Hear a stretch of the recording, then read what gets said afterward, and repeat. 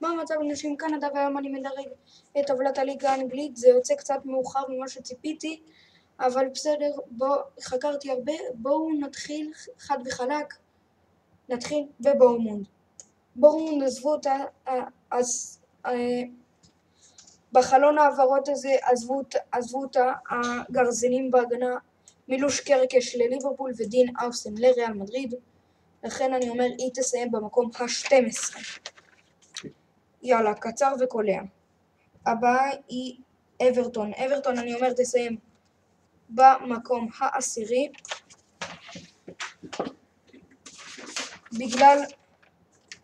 בגלל שג'ק גריליש חתם שם, וזו החתמה מצוינת, ולדעתי תגמור יותר טוב מהעונה שעברה. הקבוצה הבאה היא ברייטון, מקום 13.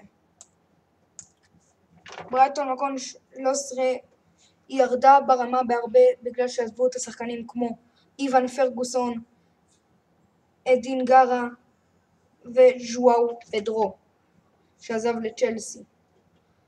עכשיו הקבוצה הבאה שלנו זאת ווסטהאם. ווסטהאם אני אומר זאת עונת התרסקות, מקום 17. מי שהגיע לווסטהאם זה ווילסון, אבל הוא הגיע על חשבון מוחמד קודוס, וקודוס השחקן הכי טוב שלהם בשנים האחרונות, אז אני אומר מקום 17. משחק הבא קריסטל פלאס. אף אחד לא עזב, אף אחד לא נקנה, לא בא לקריסטל פלאס. אני אומר יורדת 2 מקומות, מקום ה-14. פה. כן, פה. אז הקבוצה הבאה היא קבוצה שאני מדרג מאוד גבוה, שזאת ניוקאסל. אני אומר תסיים מקום 5 ותלך לקונפרנס ליג. ניוקאסל החתימו את אלנגה שכיכב בנוטינגהאם פורסט, ואת שוער סאות'המפטון היורדת אירון רמסדייל ששיחק בארסנל, ועזבו את ניוקאסל והשחקן שעזב את ניוקאסל זה ווילסון שחתם בווסט-האם. אז בואו נעבור לברנטפורד, וברנטפורד אני שם אותם במקום ה-15. למה אני שם אותם במקום ה-15? כי עזב אותם שחקן גדול, אם אני לא טועה קוראים לו אמבאבו, אני קורא לו אמבמבום כי הוא מפקיע בצרורות. מה שכן חתמו אצלם אגדת ליברפול ג'ורדן הנדרסון, והשוער המחליף של ליברפול קהלר, לא יודע מה זה השם הזה. טוב, בואו נעבור לקבוצה הבאה שזאת ברנלי. את ברנלי אני אומר מקום 19, למרות שהביאה את ווקר, מקום 19. קבוצה הבאה הוא וולפס. אני שם אותם גם בירידה, הרבה שמים אותם בירידה, גם אני אומר במקום 18, כי השחקנים שעזבו אותם זה אייט נורי ומרקוס, לא זוכר מה, קוניה, אולי מרקוס, לא זוכר. אז הקבוצה הבאה זה אסטון וילה. אז אסטון וילה לא עשתה יותר מדי דברים, אני אומר אסטון וילה מסיימת במקום השישי אחרי ניוקאסל. ככה זה היה גם בעונה שעברה, בגלל שהיא לא עשתה יותר מדי רכשים אני משאיר אותה ככה. הקבוצה הבאה זה טוטנהאם שהשתפרה משמעותית, שחתמו אצלה פליניה והקשר האחורי של ביירן פליניה, השחקן הכי חשוב שהיה בווסטהאם שנה שעברה מוחמד קודוס, ובלמה של דנסו. אז אני חושב טוטנהאם עושה עונה משמעותית יותר טובה, מסיימת במקום השביעי והולכת לקונפרנס ליג. אז הקבוצה הבאה שלנו זה מנצ'סטר יונייטד, שחתמו בה אמבמבום מרקוס קוניה, שוב אני לא יודע אם זה מרקוס, ובנימין או איברהים, או לא זוכר, אני לא טוב היום, ששקו, שאני חושב שיונייטד עם כל הסגל הזה תסיים במקום ה-11. כי כל הזמן מטפים מיונייטד שתסיים עם עונה מטורפת, מקום 5, מקום 4, מקום 3. לא, זה לא עובד.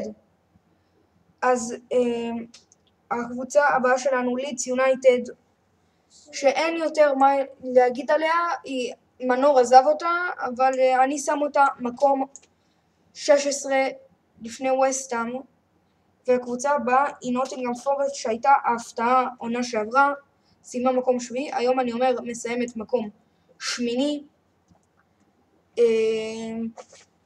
כי הכוכב שלה אלנגה עזב, אבל שחקן מאוד טוב שאני אוהב, ששיחק במונדיאל המועדונים, קוראים לו איגור חסוס, ניצח את פריס סן ז'רמן עם השער שלו, אהבתי אותו גם לפני.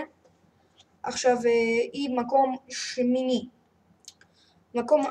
קבוצה הבאה סנדרלנד, מקום 20, מקום אחרון, בגלל שעזב אותה ג'וב בלינגהאם, אני יודע הביאו את גרניט ז'קה, אבל עדיין ג'וב בלינגהאם זה עבודה. אם זה ג'וב בלינגהאם וגרניט ז'קה, אולי מקום 20, אולי מקום 19, אולי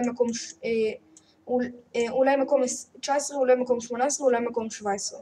אבל ג'וב עזב לדורטמונד. הקבוצה הבאה, פולהאם, אני אומר שתסיים מקום 9. מקום 9 לפולהאם. פולהאם לא עשו יותר מדי דברים. ובואו נעבור לרביעייה הראשונה. אז קודם כל אני שם את כולם בין 2 ל-4. עכשיו אלה הקבוצות שמתחרות על האליפות, לדעתי ליברפול, צ'לסי, סיטי וארסנל. אני אומר בוא נתחיל מהמקום הרביעי. מקום רביעי, מנצ'סטר סיטי, איבדה את KDB, איבדה את קאי ווקר, איבדה את ג'ק גריליש, ואיבדה שחקנים מבוגרים שהם סבבה, והביאה שחקנים צעירים שהם סבבה. עדיין אני חושב שהיא לא ברמה של צ'לסי, ליברפול וארסנל. עכשיו מקום שלישי, אני אומר שזאת תהיה צ'לסי. מקום שלישי החתימו את גיטנס מדורטמונד, את ג'ואו פדרו ואת ליאם דלאפ מאיפסוויץ'. אז אני אומר היא תסיים מקום שלישי, ושתי הקבוצות שמתחרות על האליפות, שזאת ארסנל, שחתמו שם גיוקרס, נוני מדואקה וזומבמנדי, ונגד ליברפול שחתמו שם מילוש קרקש, ג'רמי פרינפונג, פלוריאן וירץ והוגו אקטיטה. אז האלופה שלי לפרמייר ליג, לעונת הפרמייר ליג